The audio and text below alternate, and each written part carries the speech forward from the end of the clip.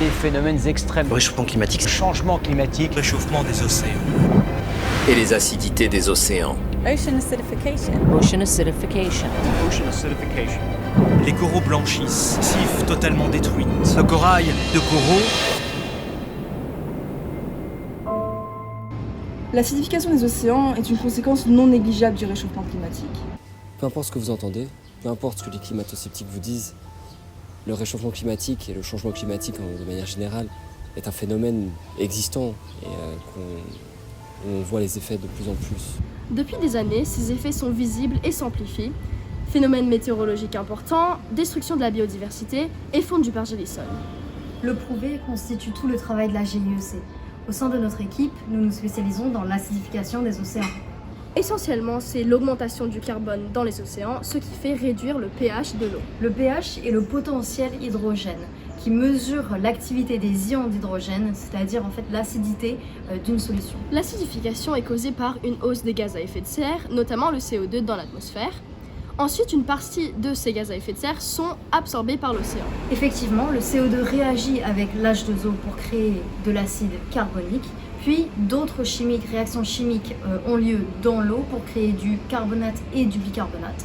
Or, ces deux éléments contiennent des ions d'hydrogène, ce qui produit une diminution du pH et donc l'acidification des océans. Afin d'approfondir nos recherches, notre équipe a mis en place 4 modélisations climatiques différentes, nommées RCP. Plus précisément, Representative Concentration Pathways. Ces scénarios sont associés à un numéro qui représente une estimation de ce qu'on appelle le forçage radiatif.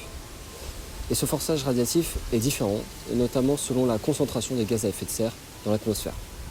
Pour info, le forçage radiatif désigne le déséquilibre énergétique provoqué par les évolutions de l'atmosphère. Plus le numéro représentatif de la RCP augmente, c'est-à-dire les émissions de gaz à effet de serre, ou GES pour faire plus court, sont importantes, plus la température terrestre augmente. Cela se traduit notamment par une diminution du niveau de pH dans les océans. C'est surtout le cas pour le RCP 8,5. Vous le savez peut-être, le niveau de pH, plus il est faible, plus l'eau est acide. Tout d'abord, il est évident que l'acidification des océans touche le plus les êtres vivants marins. Je suis sûre que quand vous êtes allé en vacances à la mer, on vous a dit de ne pas toucher aux coraux ou bien de prendre des coquillages. Les coraux sont l'une des espèces les plus touchées par ce phénomène. L'augmentation de la température des eaux provoque notamment la mort dans ces récifs coralliens et un blanchissement des coraux qui n'est pas un bon signe. On peut le voir notamment sur de nombreuses photos qui ont été prises lors de ces dernières années. D'ailleurs, le pH fragilise leur squelette. Dès que le niveau de pH est inférieur à 7,7, les coraux cessent entièrement de se développer. Les coquillages, on va plutôt utiliser le terme d'organismes calcaires, sont également mis en danger par l'acidification des océans. Similairement au cas des coraux, lorsque l'eau atteint un niveau de pH de 7,7, ces organismes se désintègrent progressivement. On peut prendre l'exemple des mollusques ou Tecosomata. Cependant, bien sûr, les animaux marins subissent tout autant des conséquences. Dans le cas des larves de bar, une espèce de poisson, une eau plus acide forme une matrice extracellulaire osseuse plus importante, aux dépens notamment de la matrice extracellulaire cartilagineuse. Dit comme ça peut paraître banal, mais en fait, cela nuit à la taille et à la vitesse de nage de ces poissons. Et aussi curieux que cela peut sembler, l'acidification pousse ces poissons à se détacher de leur banc, ce qui les expose davantage aux dangers et aussi limite leur reproduction. Il ne faut quand même pas oublier les conséquences sur les autres aspects de la vie. Des conséquences qui parviennent même à toucher les êtres humains, notamment ceux qui se nourrissent de fruits marins.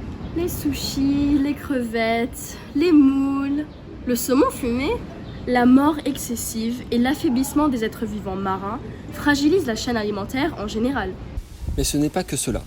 Beaucoup d'États misent plus sur une économie bleue, c'est-à-dire l'exploitation des ressources halieutiques. Ces activités économiques, telles que la pêche et le tourisme, sont donc affectées par ces endommagements sur l'écosystème marin. D'ailleurs, sur ce plan-là, les plantes sont aussi très vulnérables. On est d'accord, ce n'est pas agréable de voir un tas de plantes mortes dans les rivières ou dans les fleuves de notre quartier. Mais pour revenir sur le sujet des coraux, ces organismes servent à plus de 275 millions de personnes, puisqu'ils permettent de répondre à nos besoins économiques, touristiques et alimentaires. En effet, ils abritent plus d'un tiers des espèces marines connues. Les services écologiques des récifs coralliens permettent un revenu de 27 milliards d'euros par an, avec le tourisme, la protection des côtes et l'alimentation. Notre équipe de la GIEC a été créée dans l'objectif de mesurer l'impact de l'acidification des océans pour ensuite sensibiliser les populations mais aussi les autorités publiques pour les inciter à agir dans la préservation de l'environnement, notamment marin. Il est surtout important qu'ils reconnaissent la gravité de la situation et qu'ils essayent de mettre en place des politiques afin d'y remédier. Comme on l'a fait remarquer avant, l'augmentation des GES est la principale source de l'acidification. Le premier pas vers une solution durable à ce problème serait la minimisation de notre empreinte carbone provenant des activités anthropiques. Le covoiturage et les transports en commun, prioriser les produits locaux et diminuer au maximum la consommation d'énergie ou encore même se tourner vers des énergies renouvelables, c'est le principe du développement durable.